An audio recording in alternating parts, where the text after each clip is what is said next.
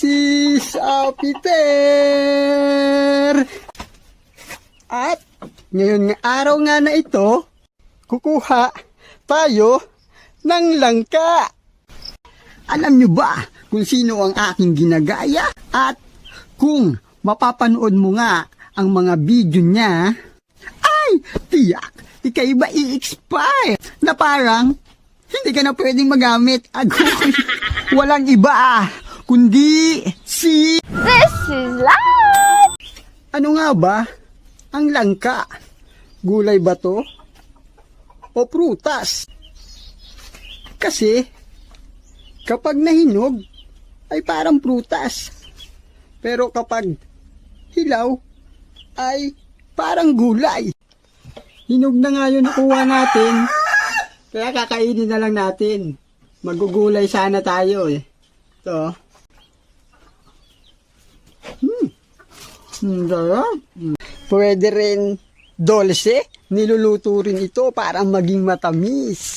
At ginagawa rin itong candy. Ice candy.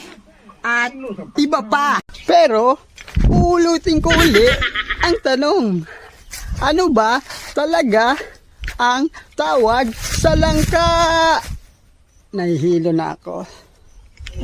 Gulay ba to? O prutas? Ayon sa unang panahon pa ng Hapon.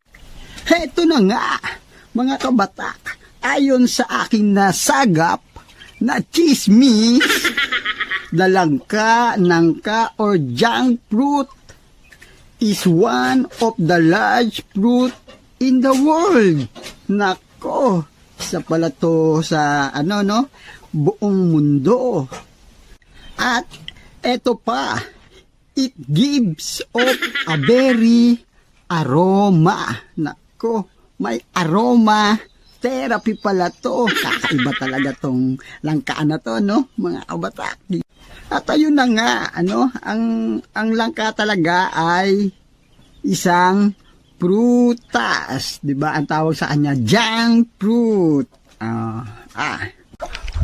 Hanggang dito na lang muna. See you.